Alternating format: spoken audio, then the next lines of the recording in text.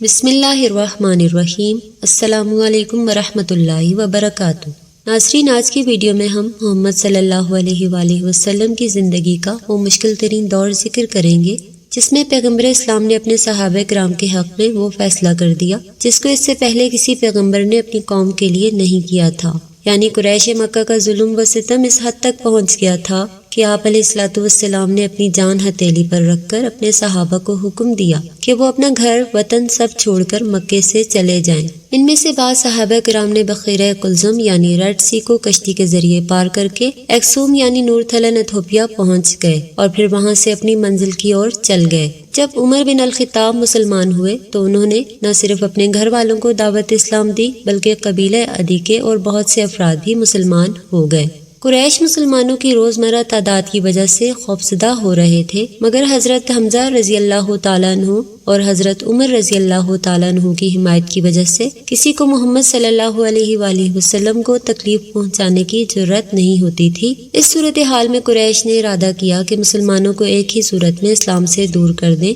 زیادہ تر مسلمان جو اسلام لائے تھے وہ سابقین الاولین کی طرح استقامت نہیں رکھتے تھے، بالخصوص حضرت محمد صلی اللہ علیہ وآلہ وسلم کی طرح استقامت کے تکلیف کا مقابلہ کر سکے۔ قبائل قریش اب مسلمانوں کو پہلے سے زیادہ دکھ اور تکلیف پہنچانے لگے تھے، جس کے لیے نیا طریقہ یہ اختیار کیا کہ انہوں نے پابندی لگا دی کہ کوئی فرد مسلمانوں سے نہ تو خریداری کرے اور نہ کوئی چیز ان کے ہاتھ فروخت کرے، مسلمانوں سے رشتے ناطے بھی نہ کرے۔ مکے کی سرزمین میں جہاں ذریعہ معاش صرف تجارت ہے، اس پابندی نے مسلمانوں کی زندگی مفلوج کر کے رکھ دی۔ کچھ مسلمان جو تازہ اسلام کے دائرے میں آئے تھے حالات کا مقابلہ نہ کر سکے اور انہوں نے اسلام کو چھوڑ دیا۔ حضرت محمد مصطفیٰ صلی اللہ علیہ وآلہ وسلم کو فکر لاحق ہوئی، مگر پوری طور پر چارہ نہ تھا، اور یہ بھی دور نہ تھا کہ اس اقتصادی بائیکاٹ کے دباؤ کے باعث کچھ اور مسلمان بھی دین اسلام کو چھوڑ دیں۔ ان حالات میں آپ صلی اللہ علیہ وآلہ وسلم نے مسلمانوں کے متعلق وہ فیصلہ کیا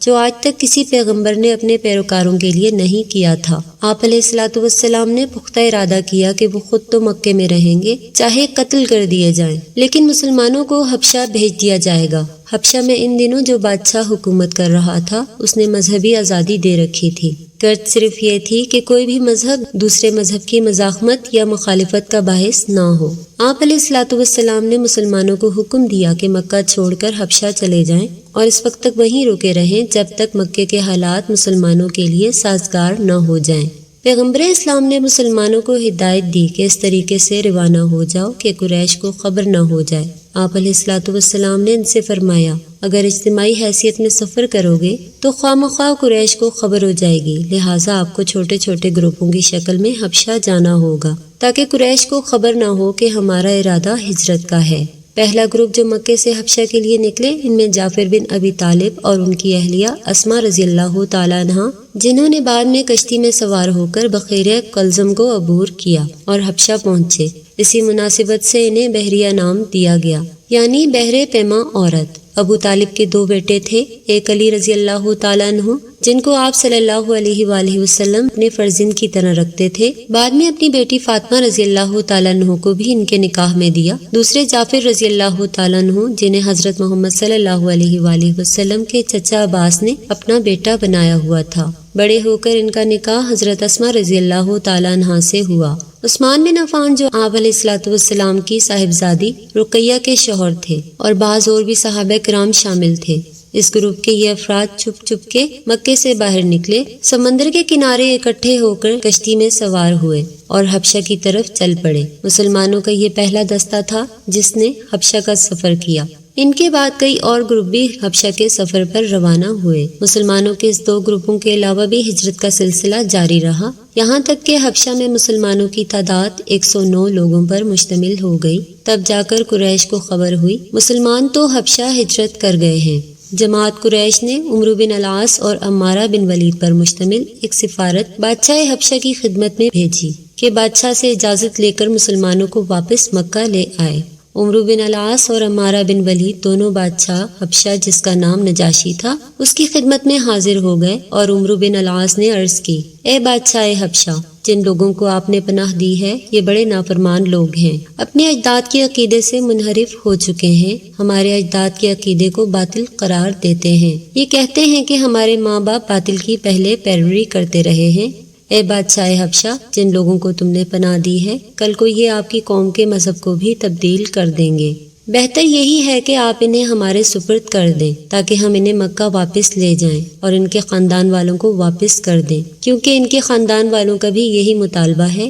اس پر نجاشی بادشاہ نے حکم دیا کہ تمام مسلمان حاضر ہو جائیں۔ مسلمان حاضر ہو گئے تو بادشاہ نے ان سے کہا، یہ 2 افراد مکے سے آئے ہیں اور کہہ رہے ہیں کہ تم لوگ مجرم ہو اور تمہیں مکہ واپس لے جانا چاہتے ہیں، نیز یہ کہتے ہیں کہ تمہارے خاندان والے تمہاری واپسی کا مطالبہ کر رہے ہیں، تم ان کے الزامات کے جواب میں کیا کہتے ہو؟ اس پر جواب دینے کے لیے جعفر بن ابی طالب رضی اللہ تعالیٰ عنہ ایک قدم آگے بڑھے اور کہا، اے بادشاہ حبشہ، ان 2 افراد سے پوچھئے کہ کیا ہم نے مکہ یا عربستان کے کسی حصے میں چوری کی ہے، کوئی قتل کیا ہے یا کوئی اور ایسا کام جس سے کسی کو اذیت یا نقصان پہنچا ہوا ہو؟ تو بادشاہ نے ان دونوں سے پوچھا، کیا انہوں نے ایسا کیا ہے؟ انہوں نے جواباً کہا، نہیں، ایسا نہیں ہوا، یعنی ان مسلمانوں نے ایسا کبھی غلط کام نہیں کیا۔ جعفر رضی اللہ تعالیٰ عنہ دوبارہ بولے، اے بادشاہ حبشہ، ہم پہلے بت پرست تھے، ہماری زندگی لہو لعب میں گزرتی تھی، ہم دوسرے لوگوں پر ظلم و ستم روا رکھتے تھے، یہاں تک کہ ایک پیغمبر محمد بن عبداللہ ہم میں سے مبعوث ہوئے اور انہوں نے فرمایا، بت پرستی چھوڑ دو۔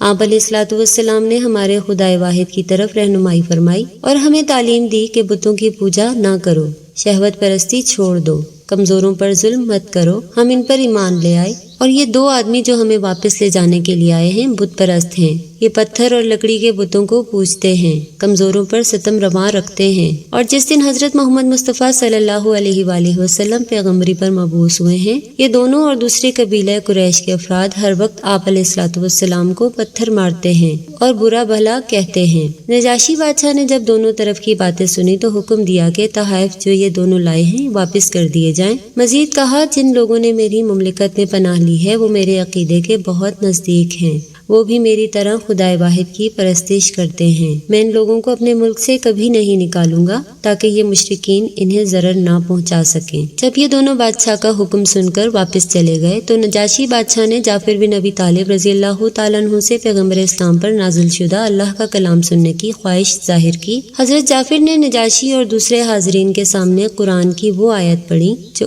آج قرآن کی 19ویں سورت میں دیکھی جا سکتی ہیں۔ ان آیت میں حضرت مریم علیہ السلام والسلام اور حضرت عیسیٰ علیہ الصلوۃ والسلام کو برحق بتایا گیا۔ نجاشی جو کہ عیسائی تھا ان آیات کو سن کر رونے لگا، حاضرین بھی رونے لگے۔ بادشاہ حبشہ نے کہا، تمہارا پیغمبر ایک مرد بزرگ اور سچا آدمی ہے، تم جب تک چاہو میرے ملک میں رہ سکتے ہو، کوئی شخص تمہیں اس ملک سے نہیں نکالے گا۔ مسلمان جو ہجرت کر کے حبشہ پہنچ چکے تھے بڑی آرام کی زندگی بسر کر رہے تھے، قریش کی طرف سے انہیں کوئی خطرہ نہیں رہا تھا، لیکن کچھ دوسرے مسائل سر اٹھانے لگے۔ ان جماعت میں سے ایک شخص نے جب عیسائیوں کے عظیم الشان کلیسا دیکھے تو متاثر ہو کر عیسائیت قبول کر لی۔ یہ عبید اللہ بن حجش تھا جو اپنی بیوی ام حبیبہ کے ساتھ ہجرت کر کے آیا تھا۔ ام حبیبہ جو ابو سفیان کی بیٹی تھی، عبید اللہ بن حجش اسلام قبول کرنے سے پہلے ایک انیب تھا، یعنی اس نے اپنی عمر حقیقت کی جستجو میں گزاری تھی۔ جب اسلام کی تبلیغ شروع ہوئی تو وہ مسلمان ہو گیا، لیکن حبشہ آنے کے بعد وہ عیسائیوں کے بڑے بڑے کلیسا دیکھ کر متاثر ہو گیا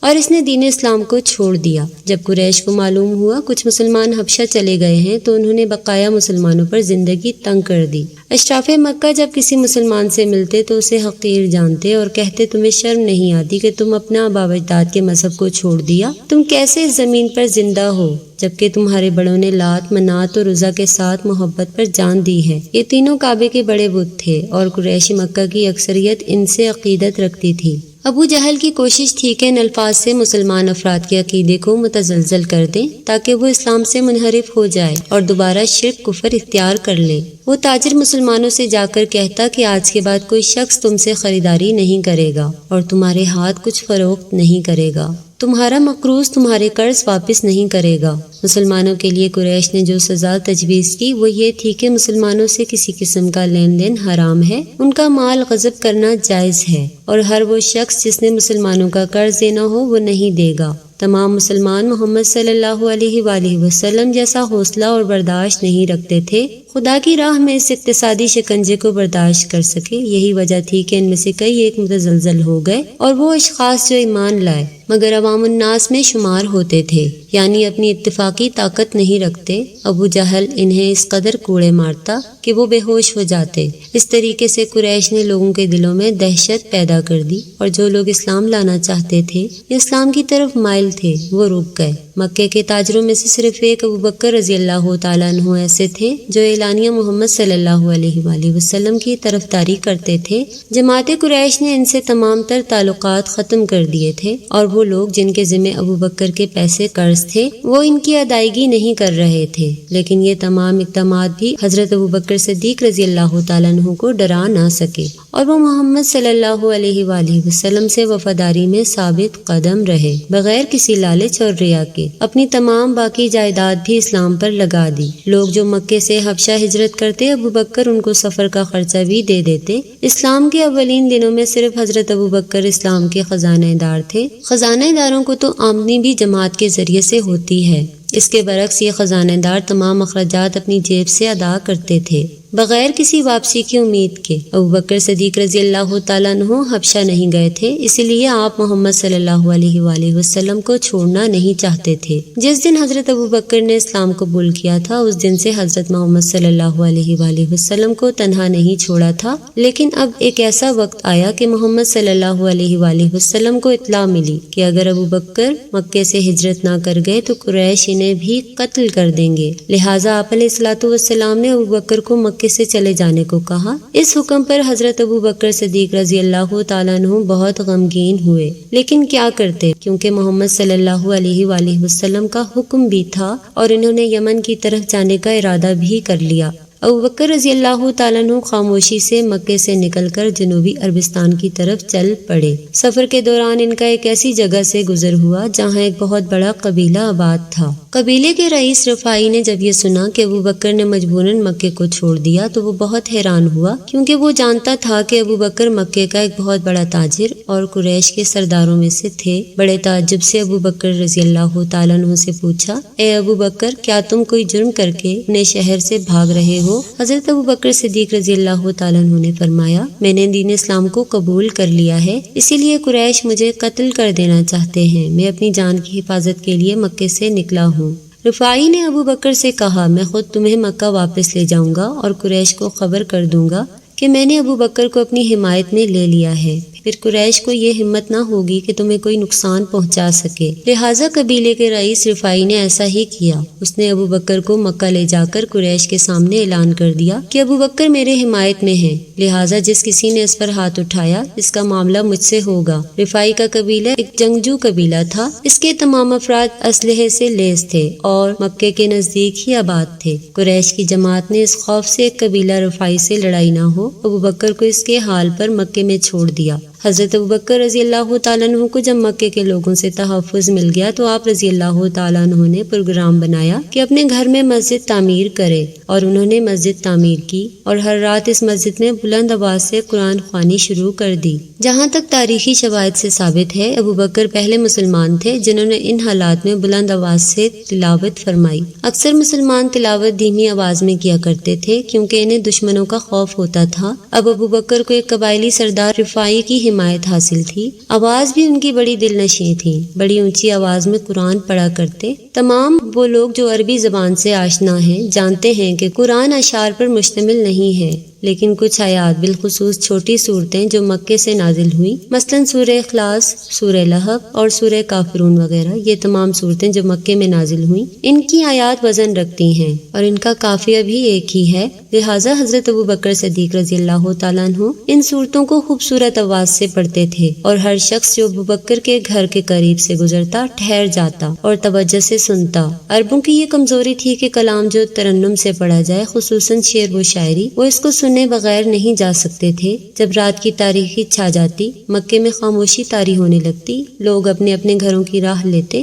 تو ابو بکر بلند و دل نشیں آواز کے ساتھ قرآن خوانی شروع کر دیتے۔ جماعت قریش نے یہ سب دیکھ کر رفائی کے پاس چند تحائف کے ساتھ پیغام بھجوایا کہ تو نے ابو بکر کو اپنی حمایت میں لیا ہوا ہے، ان سے کہو کہ اونچی آواز میں قرآن خوانی نہ کیا کریں، قرآن خوانی کے وقت لوگ اس کے گھر کے سامنے جمع ہو جاتے ہیں اور اس طرح یہ ملک کا اجتماعی نظام خراب کر رہا ہے۔ رفائی نے تحائف قبول کر دیے اور پیغام وصول کرنے کے بعد ابو بکر رضی اللہ تعالیٰ عنہ کو پیغام بھیجا کہ تم اونچی آواز میں قرآن خوانی نہ کیا کرو، اگر تم نے یہ کام جاری رکھا تو میں آپ سے اپنی حمایت واپس لے لوں گا اور پھر تمہیں میرے قبیلے کی حمایت حاصل نہ ہوگی۔ اس پر ابو بکر صدیق رضی اللہ تعالیٰ عنہ نے واپسی پیغام بھجوایا کہ میں اپنے دین کو نظر انداز نہیں کر سکتا، بلند آواز میں پڑھنے سے جو لذت مجھے حاصل ہوتی ہے اس سے تو میری زندگی ہے، اگر تو چاہتا ہے مجھ سے اپنی حمایت واپس لے لے تو تجھے یہ حق حاصل ہے، میں اس کے بعد محمد صلی اللہ علیہ وآلہ وسلم کی طرح خود کو اللہ تعالیٰ کی حمایت میں دے دوں گا۔ اس طرح اس کے بعد بھی مکے میں مسلمانوں کے لیے زمین اور تنگ کر دی گئی اور قریش مکہ کی طرف سے مسلمانوں پر ظلم و ستم کا بازار گرم تھا، اور اس کا اصل مقصد یہ تھا کہ دین اسلام ختم ہو جائے اور مکے میں ہی دب کر اسلام کا جنازہ نکل جائے، لیکن ایسا نہیں ہوا اور مشرکین کی تمام تر کوششوں کے باوجود اللہ تعالیٰ نے اسلام کو عرب کے کونے کونے بلکہ ساری دنیا میں پھیلا دیا، اور آج اس کا زندہ ثبوت یہ ہے کہ ہم سب کو اللہ تعالیٰ نے ماں کی گود میں اسلام کے نور سے منور فرمایا ہے۔ اللہ تعالیٰ ہم سب کو مرتے دم تک دین اسلام پر قائم دائم رکھے، آمین ثم آمین۔ ناظرین، امید کرتے ہیں آپ کو ہماری آج کی ویڈیو پسند آئی ہوگی۔ ویڈیو کو لائک کریں، اپنے دوستوں کے ساتھ شیئر ضرور کریں، اور اگر آپ ہمارے چینل پر نئے ہیں تو سبسکرائب ضرور کریں۔ ملتے ہیں نیکسٹ ویڈیو میں، اجازت دیجیے، اللہ حافظ۔